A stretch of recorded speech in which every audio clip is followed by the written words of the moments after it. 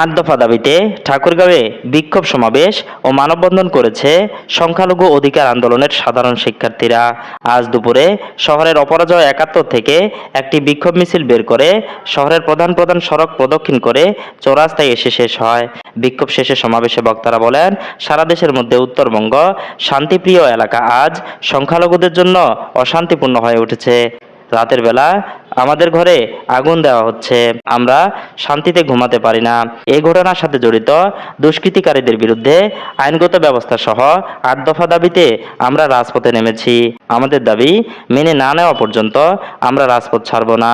তাদের দাবিসমূহ হল, সংখ্যালঘু নির্যাতনের বিচারের জন্য দ্রুত বিচার ট্রাইব্যুনাল গঠন করে দোষীদের দ্রুত সময়ে শাস্তি প্রদান, ক্ষতিগ্রস্তদের যথোপযুক্ত ক্ষতিপূরণ প্রদান ও পুনর্বাসনের ব্যবস্থা, অনতিবিলম্বে সংখ্যালঘু সুরক্ষা আইন প্রণয়ন, সংখ্যালঘু বিষয়ক মন্ত্রণালয় গঠন, হিন্দু ধর্মীয় কল্যাণ ট্রাস্টকে হিন্দু ফাউন্ডেশনে উন্নতিকরণ, দেবোত্তর সম্পত্তি পুনরুদ্ধার ও সংরক্ষণ আইন প্রণয়ন ও যথাযথ বাস্তবায়ন, সরকারি বেসরকারি বিশ্ববিদ্যালয় ও কলেজের সংখ্যালঘু শিক্ষার্থীদের জন্য উপাসনালয় নির্মাণ ও প্রতিটি হোস্টেলে প্রার্থনা কক্ষ বরাদ্দ, সংস্কৃত ও পালি শিক্ষা বোর্ড আধুনিকায়ন এবং দুর্গাপূজায় ৫ দিন ছুটি সহ প্রধান প্রধান ধর্মীয় উৎসবে প্রয়োজনীয় ছুটি প্রদান করতে হবে।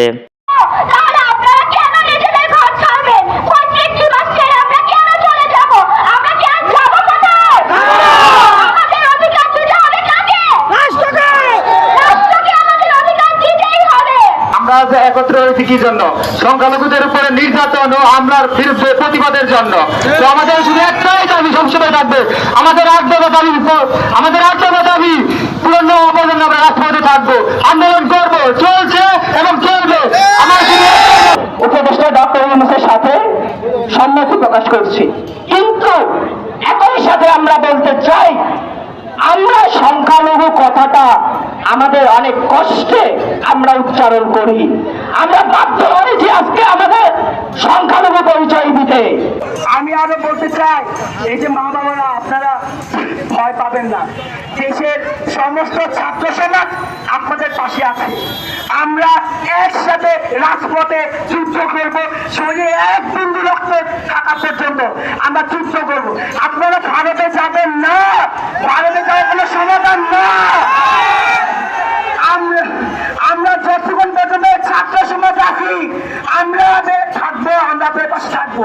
যখন আমাদের লাশ পড়বে, আমাদের আর কণ্ঠ বলার মতো কেউ থাকবে না, তখন আপনি আমাদের লাশের উপর দিয়ে ভারতে চলে যাবেন। যতক্ষণ পর্যন্ত আমাদের ছাত্র সমাজের বুকে এক ফোঁটা রক্ত বিদ্যমান, আপনারা এই কাজ করবেন না, আপনাদের দাবি আদায় করে ছাড়বেন।